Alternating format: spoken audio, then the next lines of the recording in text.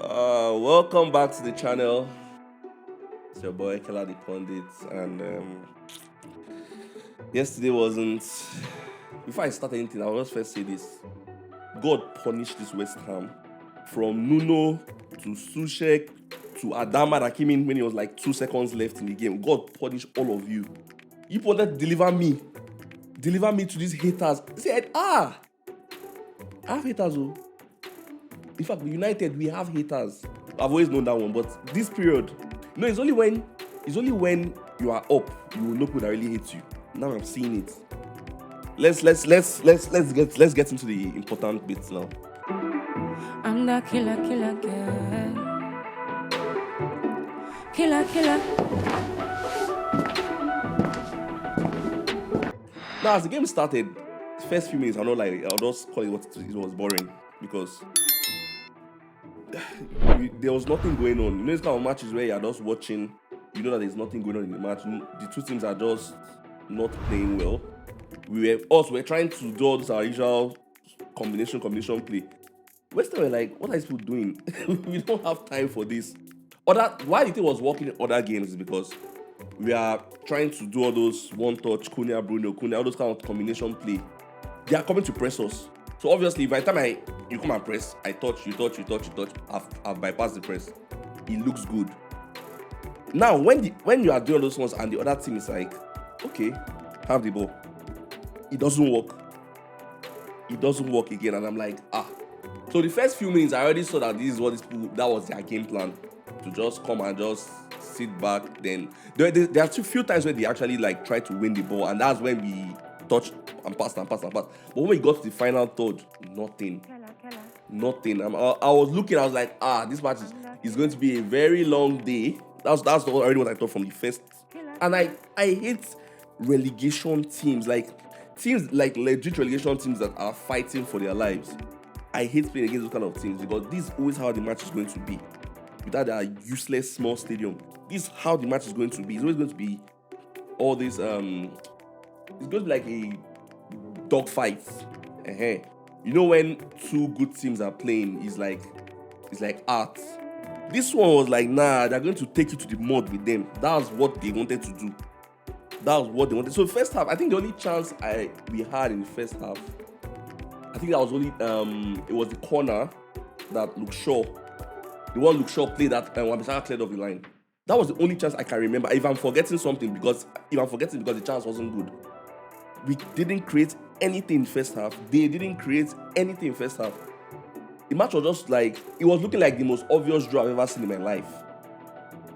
And I was like, second half, okay, ginger. Because I think as our second half was starting, I saw that Chelsea just conceded to make it 2-2. I was like, okay, this is our chance. Like, this is our chance. We have to win this game. Second half, just the stats.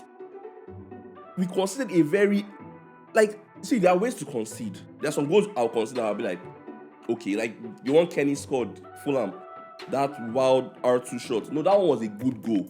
You will be angry as a fan, but you can't even be mad at it. But this one, first of all, look, sure, you've been playing well, so I'm not going to come and pick on anyone. You've played well. But you're allowing the ball to bounce. Okay, you've already made that mistake, Abi. No wala. Lisandro, who has also been amazing this period, you saw the guy there. Who were you waiting for to cover? Bro, you're meant to cover him, let someone else cover for you. But you actually said no. You allowed him to have all the time in the world to cross the ball. Now, you didn't cover the man, and you didn't still block the cross. So what were you doing?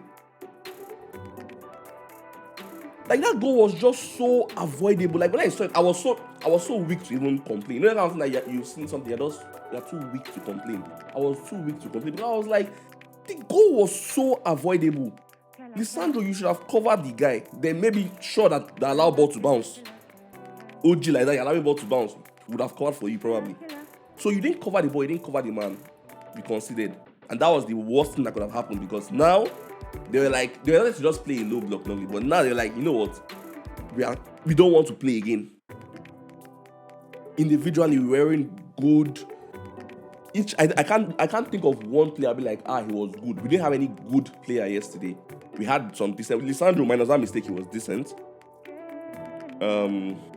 Ahmad was annoying. Mbeumo was a ghost. Dalo was Dalo. Meno was I think Meno was our best player. The bar isn't that high, but I think he was our best player. I that's in my opinion because he didn't really do much bad. Even the Casemiro's offside goal, which to me I feel I've seen those kind of goals given, Sha. But for Casemiro to be like when he scored, it was like he might be off. I was like, okay. So I could not even celebrate the goal. I couldn't celebrate it because I'm like, the person that scored the goal is thinking it might be off. You get that kind of thing. So like it wasn't a good performance. And this is our first low block. First of potentially maybe many because we are playing Everton next. So that's already another low block. That's already another blue block. So it is our first experience of a real low block. We need to work on things. Like the fact that all those combination play, it took us time. It took us a lot of time to think that okay, this combination play is not working. What next? We started spamming in crosses, which is the obvious thing to do next. Like once you're low block, once someone puts a low block on you and all those intricate, incisive passes are not working, brother, you have to start spamming in crosses. The offside goal was from a cross from Meno, which I was surprised because Meno is playing with so much confidence right now because Meno normally wouldn't make that pass to Casemiro. Normally he wouldn't. So I was shocked when I saw it. There's another one he made to Casemiro too, like it was like a bounce pass on the ground. I'm like, this boy is actually growing in confidence every single game. He brought on Sesko. We made so many offensive changes. Shout out to Euro. Because when he came on, I was skeptical. Because Euro this season has been, I don't use the word trash, but he hasn't been good. He has been shaky. But I'll confidently say, if Euro wasn't on that pitch and Maguire was still there, would have considered because he made 2 last-ditch tackles, especially the first one that he ran. Obviously, Maguire would have dusted him. So Euro actually stepped up. He played, and I think Maguire is injured, but he said something about his hamstring. So I think Euro, we're not even playing in the next like 13 days. So it's not like Maguire might have even healed by that time. Carrick made so many offensive changes. So at the point we had Mbeumo. We finished the game with Mbeumo, Ahmad, Xerxes, Sesko, Meno, Fernandez. We finished the match with those players on the pitch. Our previous manager, for sure, that thing can never happen, don't worry. He would have removed like for like, would have done like for like changes. That one's just fact. That's why sometimes you have to gamble. Like, we know that, okay, these people are sitting, as they're making defensive changes, and they brought that wrestler, Adama, I don't know why they brought him on. So just come and, I don't like that guy. But we gambled on some nice changes. We made, and finally the finish for that goal. Let nobody even downplay it. That finish was excellent. Because even before the finish, let me even put it like this. Now, when they added 7 minutes, I was like, okay, we are going to get one chance. I know for a fact we are going to get one chance. And I felt that chance was that Xerxes. Because as Xerxes missed that header, I was like, God, that was the chance. I was already seeing a lot of people tagging me. God. I was thinking, God, so is this how it's going to finish? Is this the end? But Sesko said, nah, not today. So yes, we dropped 2 points, but we went from 4th to 4th. So nothing spoiled. So all of you that have been saying, the new manager bounce don't finish, bro, we didn't even drop position. So you guys, I know you guys have been waiting for our downfall since. So at this point, you're just looking for crumbs. It's not going to happen.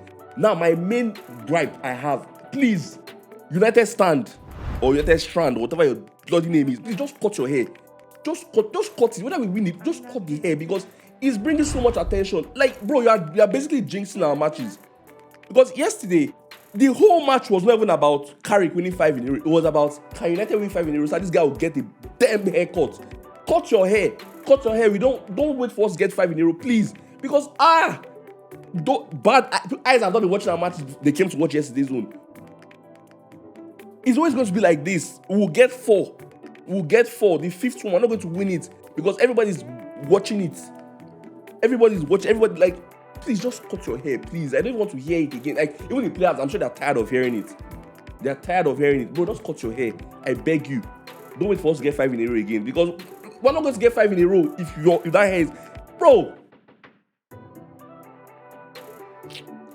Well, United don't have any match in for 13 days, so it's quite sad. But at the same time, it's let my boys rest. We have a very important stretch. We have a very important stretch of games to go.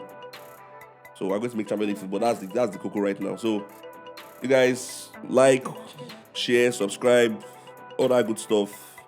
At the end of the day, I'm still in Champions League place. All of you can cry and cry and cry.